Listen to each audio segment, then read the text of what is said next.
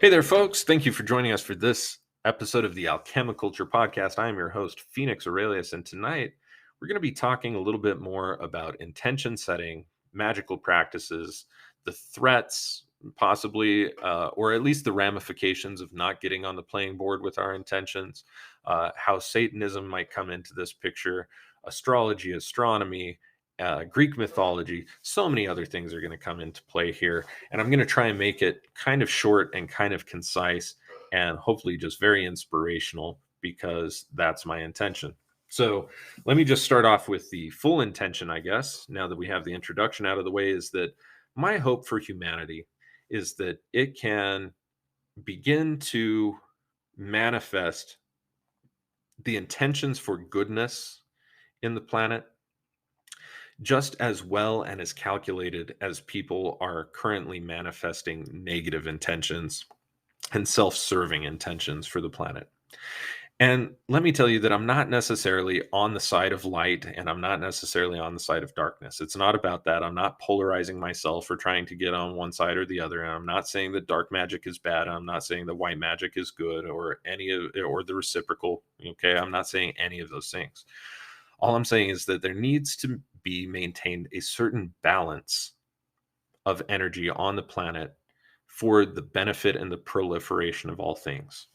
If white or light gets way too intense, then all things burn. And if darkness gets in too intense, then all things ferment and die. And the perfect balance, which is different seasonally, that's what we learn from the seasons. A different balance is necessary, and that during each season, certain things happen that otherwise wouldn't happen had there been different light. For instance, in the wintertime, we wouldn't have all of the snow that we have if we didn't have all the darkness that we have. The temperatures wouldn't drop enough, and so on and so forth. And so, what we see is that every different season allows for a different amount of light and a different amount of darkness, but they're all equal throughout the year. That's what the equinoxes, which means equal night, meaning that there's equal day and equal night. And the solstices actually indicate when solstices are longest day, longest night, right?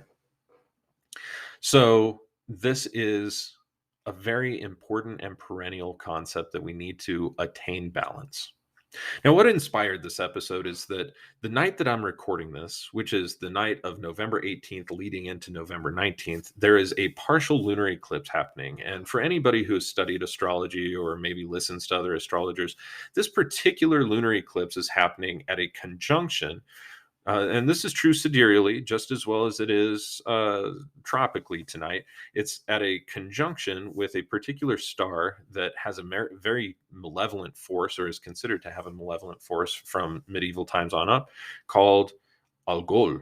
Algol is really cool. It's got a lot of really great things in terms of astronomy to look at. Like, it's one of the brightest stars in the sky. It's the second brightest in Perseus, and it does this cool winking thing.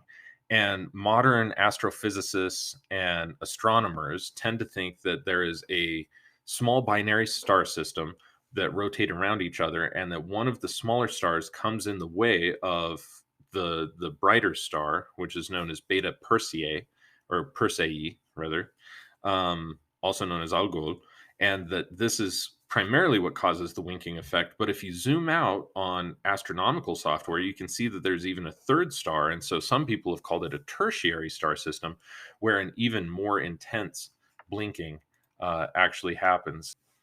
And Algol has very interesting archetypal energy because it shows up. Even its name in multiple different cultures is all kind of devious. In Latin, it was known as caput larvae, which means the head of the specter. Algol means like ghoul's head or ghost's head, or sometimes just the ghoul or the ghost. It's also been called in Hebrew, how do they call it? Rosh Hasatan, Rosh Hasatan, which is going to mean the head of Satan. Quite literally, it would be a kind of a literal translation. it has these kind of negative connotations, but let's explore Greek mythology a little bit because the constellation of Perseus directly comes out of Greek mythology. So Perseus gets more or less enslaved as his mother gets enslaved, or at least captured and taken over by this very greedy king who covets his mother beyond all things. And so Perseus kind of gets in an argument and a fight with him and says that he wants to save his mother, and uh, tries to do that, and the king bargains with him and basically says, "If you'll bring me Medusa's head and kill this vile beast, then I will release your mother." So he goes on this adventure, but Perseus is a demigod, right? He is a son of Zeus, and so as he's on this, the gods actually come to help him, and this is cool because he receives the gift from four gods and goddesses, I guess. So Hades, the god of the underworld, also known as Pluto, gave Perseus the cap of invisibility so that he could become invisible as he enters that lair, and that would help him a great deal. He could still be heard, of course, but that, he could be invisible, and that at least gives him a leg up. Hermes, the god of travel, gave Perseus a pair of winged sandals, and this helped him move with expedited speed and to be able to uh, move more silently by hovering over the ground. So that was awesome. Then Athena gave Perseus a reflective bronze shield, and Hephaestus, who was the god of the fire and the forge, gave Perseus a sword. So pretty cool four gifts, especially very helpful for defeating a Gorgon, also known as Medusa or the snakehead creature. And her whole thing is that if she looks at you, you turn to stone. You become inanimate. You can't move. You can't do anything. You're rendered inert, incapable. So Perseus, using the gifts from the gods, ends up entering into Medusa's cave on this journey that he's on. He finds Medusa. She's asleep. She's just like totally out, and Perseus is trying not to wake her. So what he ends up doing is he takes this reflective bronze shield. The shield that Athena gave him is so highly polished that he can see in it like a mirror, and he uses it to be able to locate Medusa, because if he wakes her up and she looks at him, and he makes eye contact with her, he's turned to stone. So while she's asleep, he's using this mirror. He's hovering around to stay silent, being sure not to wake her up, and then locates Medusa. And while kind of hovering backwards towards Medusa, he holds that shield in the air, keeps a clear eye, and then only looks at her in the shield. He takes the sword that was given to him and from Hephaestus, and he beheads Medusa. And then as Medusa was beheaded, it said that she actually birthed Pegasus and Chrysaor from her neck. And those were Poseidon's children. The sea god had bred with Medusa. So Pegasus and Chrysaor were born from her death. But then Perseus threw Medusa's head into a satchel. He journeyed home, but then he ended up using it as a weapon. So on his way home, he came upon Andromeda, which is also personified by a constellation looks like it's kneeling with outstretched arms, basically towards Perseus. And she's a super beautiful woman in mythology who is embedded into this rock, and there's a sea monster that was going to come out of the sea and eat Andromeda. So Perseus ends up slaying the monster and rescuing Andromeda. Now, it turns out that Andromeda was actually promised to marry this other dude named Phineas. So, Perseus just rescues Andromeda. She's pledged her love to Perseus, but she's like, "Hey, I got to tell you, I was already pledged to this guy named Phineas." So Phineas finds out, he tries to fight Perseus. Perseus ends up actually using the head of Medusa, kind of like as a defense, in order to turn Phineas into stone. So that was awesome. And then Perseus and Andromeda return back to the king, whose name I think was Polydectes, who imprisoned his mother. And what ended up happening is that Perseus actually also used the head of Medusa to turn Polydectes into stone as well. And so basically the head of Medusa itself, scary individual, very dark energy, very destructive, makes things inanimate. But its head, used properly for a hero type archetype, is going to be extremely advantageous and helpful in being able to overcome adversity and direct competition and help you in combat, basically, I suppose. So, with that being said, let me talk about magical rituals. For those of you who have listened to my Crow 777 episodes, especially the second hour that I did with Crow on multiple occasions, I said that astrology is really important, especially sidereal astrology, and understanding what we were referring to as the sky clock, to understand the cosmic rhythms and forces that are at play. And one of the rhythms that's at play tonight is this severed head of Medusa, particularly the right eye, that is winking. It's a winking eye, interestingly enough, and it varies in its magnitude as a result of that. As a binary star, it goes from like a 3.1 down to a 2.4, or rather, other way around, from 2.4, which is brighter, all the way down to like a 3.1 or something like that, in terms of its magnitude as a star. And it literally looks like it's winking at you. And it takes about the total eclipse happens for about 10 hours in total, with the max happening at about 5 hours in, or something like that, 4 hours in. And it has some time building up to it, the max eclipse, and then going away. But because the constellation of Perseus is Perseus holding a sword above his head with his right hand, and in his left hand holding Medusa, this star known as Algol, or Beta Persei, is very, very fascinating because it's the right eye of Medusa.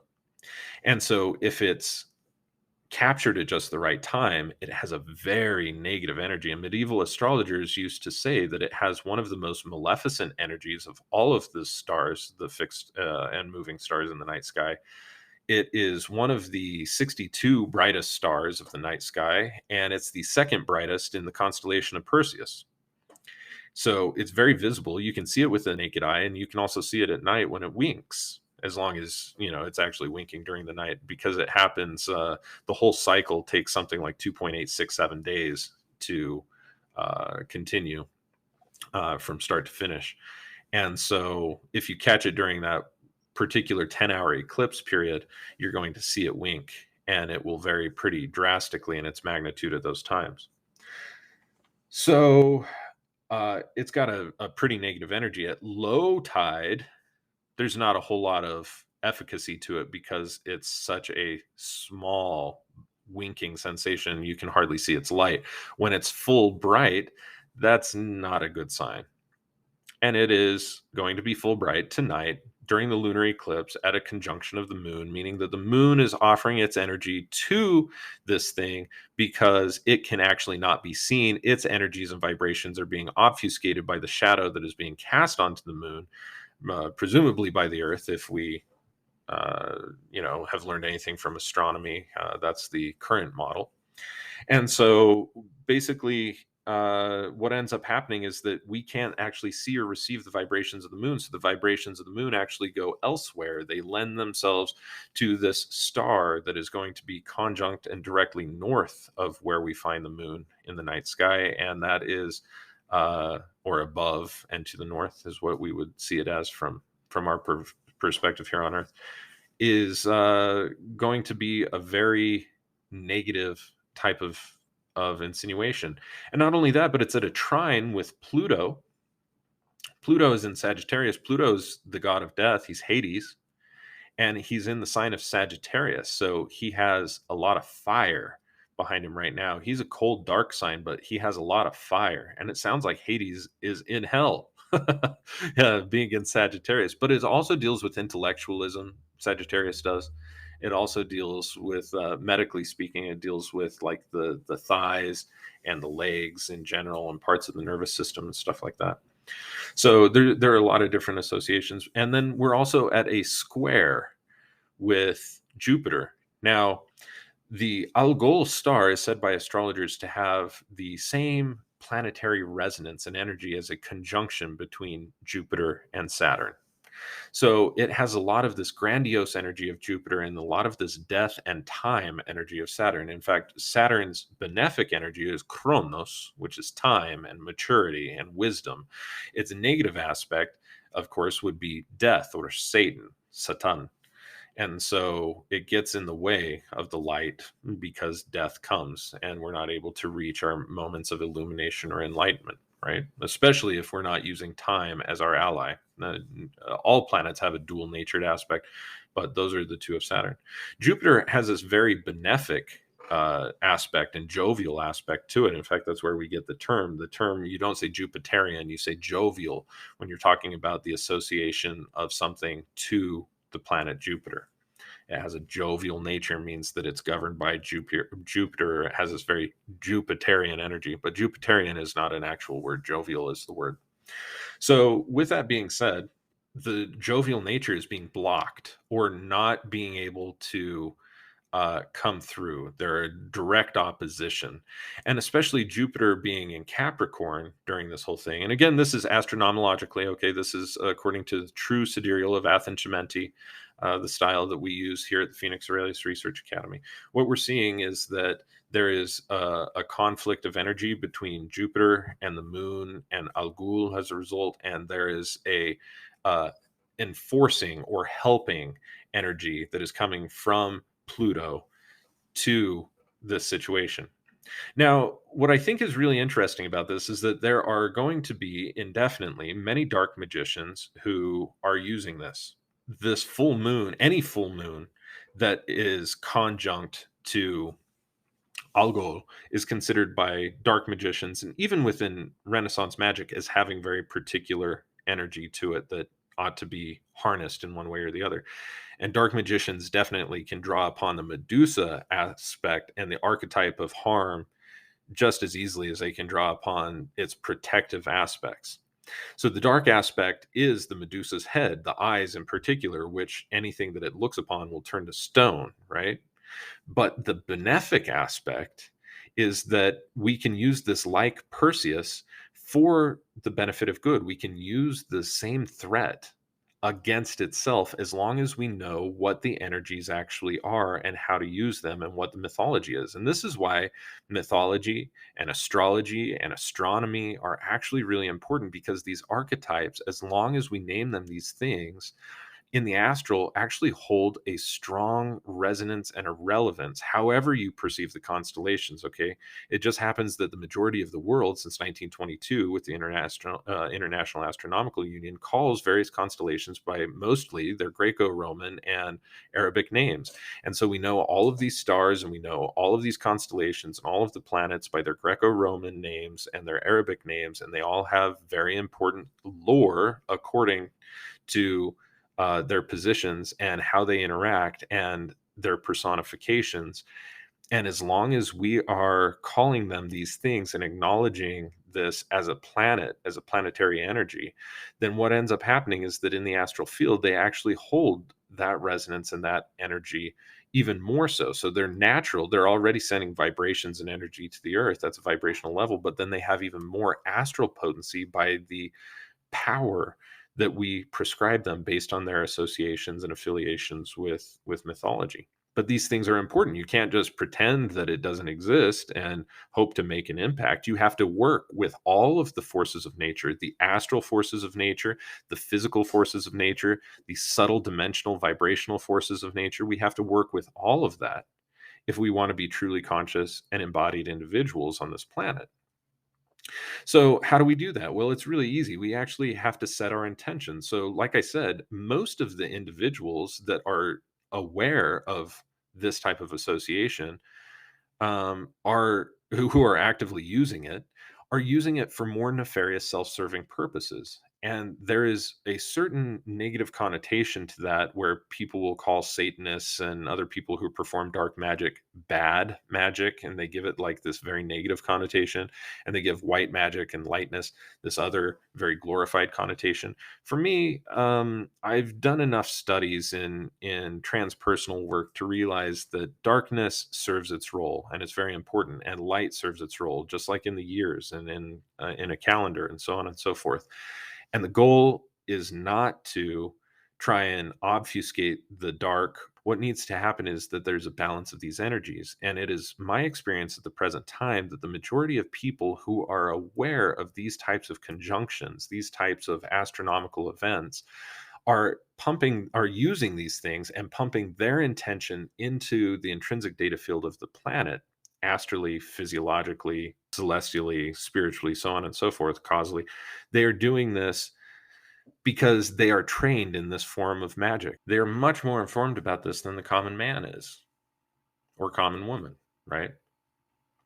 So this is very interesting within the scope of magic because today it is being used by both sides. Just like I talked about, there's always, each side only has, just like the game of chess, a certain number of players, and it also only has a certain number of ways that each player can move.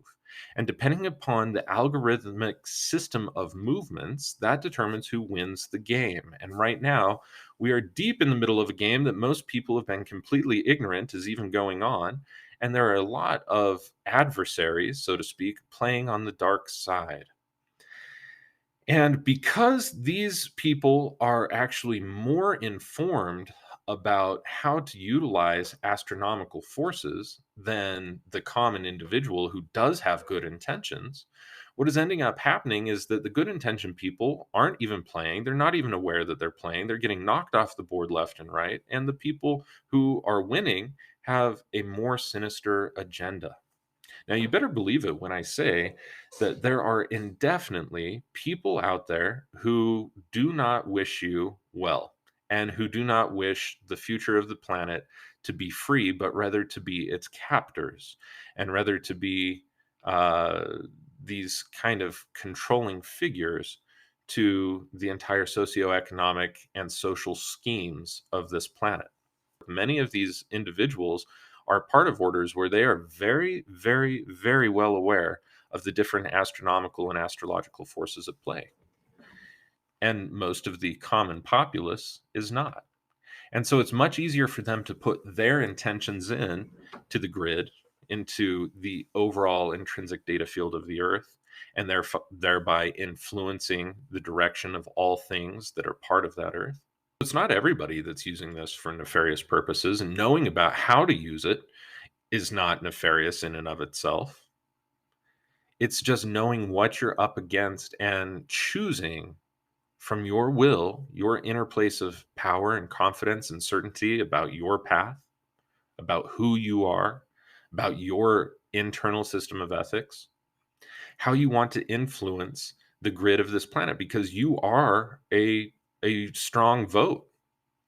In fact, the concept of democracy is actually perennial. The planet is as the humans think it is.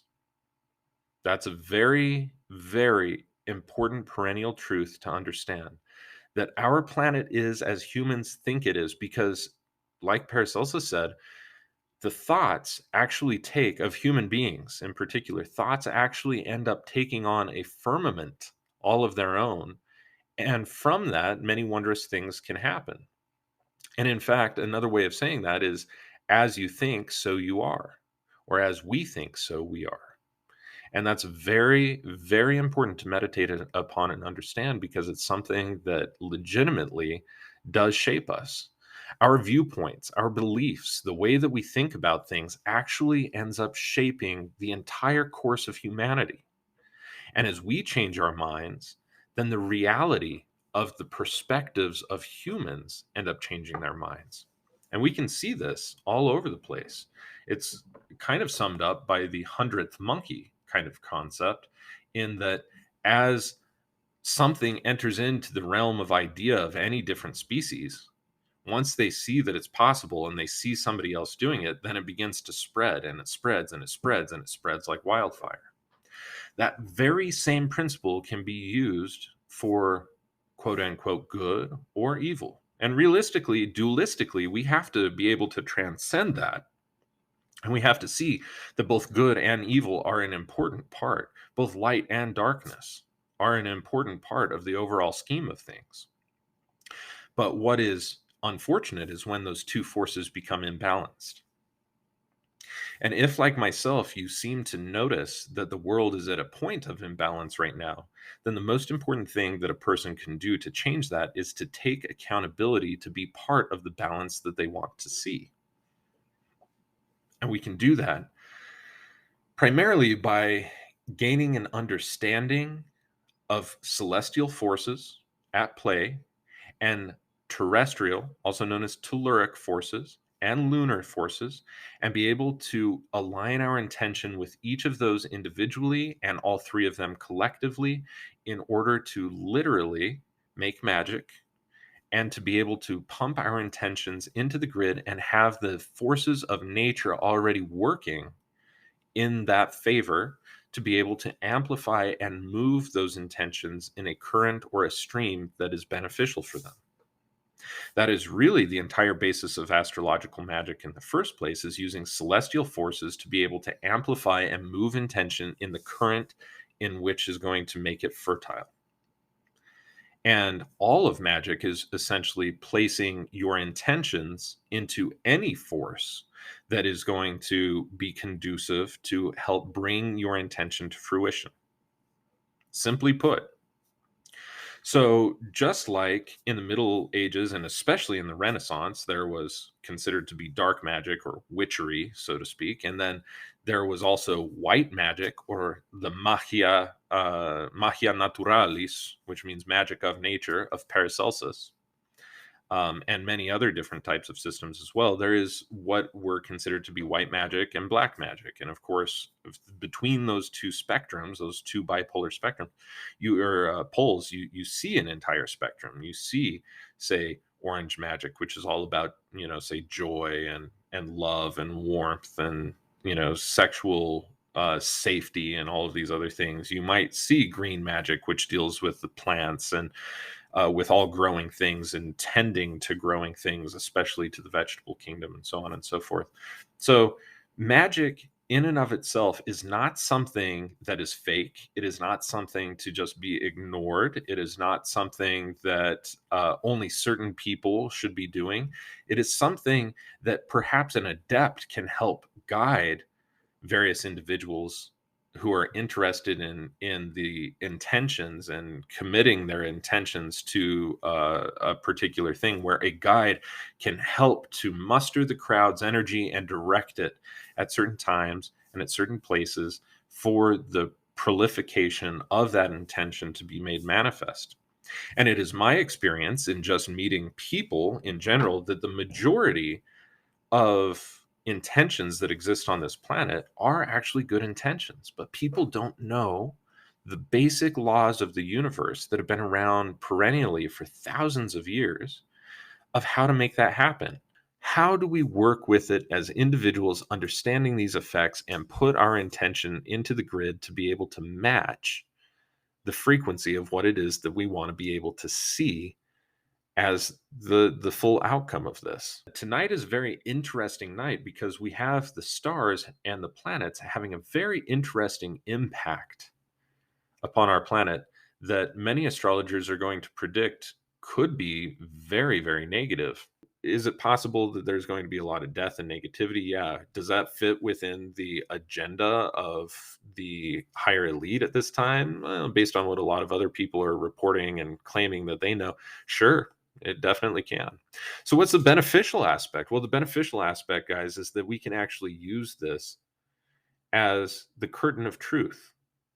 First of all, we need to arm ourselves like Perseus with a cloak of invisibility, which is to say that at this time we need to lay our heads low.